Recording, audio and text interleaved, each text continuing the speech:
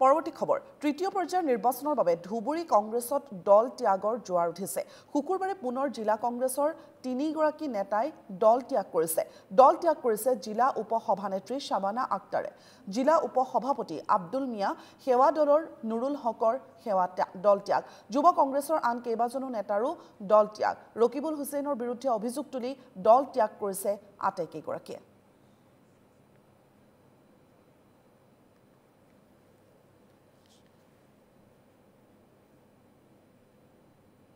মই শাবানা আক্তাৰ মই ধুবুৰী জিলা কংগ্ৰেছৰ উপসভানেত্ৰী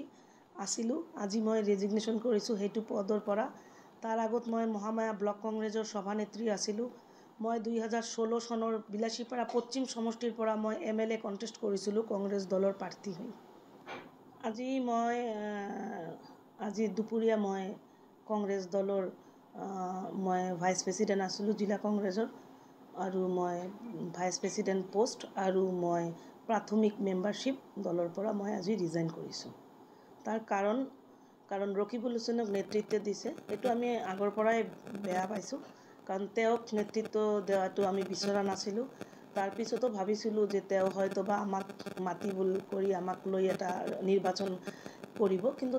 দেখা গ'ল যে তেওঁ পাৰ্টিকুলাৰ ডেট লবি যে লবিটো ৰকিবুল হুছেইন বনাই থৈছে যেটো আবেদুৰ জামান জুৱেলক ডিষ্ট্ৰিক্ট কংগ্ৰেছৰ প্ৰেছিডেণ্ট বনাইছে তেওঁ এতিয়া ডিষ্ট্ৰিক্টৰ নেতা তেওঁৰ নেতৃত্বে যিবিলাক মানুহে সিন্ডিকেট কালেকশ্যন চান্দা তোলা জিলা পৰিষদৰ টিকটৰ নামত পইচা মণ্ডল কংগ্ৰেছৰ সভাপতি দিয়াৰ নামত পইচা ব্লক কংগ্ৰেছ সভাপতি দিয়াৰ নামত পইচা যিবিলাক আবেদুৰ জামানে যেনেকৈ লৈছে সেই ল'ৰাটোকে গুৰুত্ব দি ইলেকশ্যন হৈ আছে আৰু প্ৰত্যেকটো সমষ্টিত ৰকিবুল হুছেইনৰ পাৰ্টিকুলাৰ লবি আছে সেই সকল ব্যক্তিৰ ওচৰতে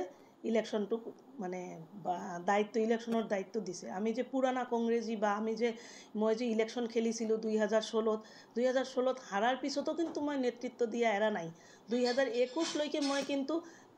যুঁজ কৰিছিলোঁ যে মই আকৌ 21ত ইলেকশ্যন খেলিম নিৰ্বাচনত প্ৰতিদ্বন্দ্বিতা কৰিম তাৰ কাৰণে মই ব্লক কংগ্ৰেছৰ সভানেত্ৰী হৈ মই প্ৰত্যেক বুথে কাম কৰিছিলোঁ তাৰ ৰিজাল্ট মই এটা পাইছিলোঁ 2018ত পঞ্চায়ত নিৰ্বাচনত আটাইতকৈ ভাল ৰিজাল্ট হৈছিল অসমৰ ভিতৰত ক'ব গ'লে কাৰণ মই 12টা পঞ্চায়তৰ ভিতৰত 7টা পঞ্চায়তৰ প্ৰেছিডেণ্ট বনাইছিলোঁ কংগ্ৰেছৰ তাৰপিছত আঞ্চলিক পঞ্চায়তটো UDFৰ দখলৰ পৰা কাঢ়িয়াই লৈছিলোঁ 3টা জিলা পৰিষদ কংগ্ৰেছৰ বনাইছিলোঁ কিন্তু দেখা গ'ল যে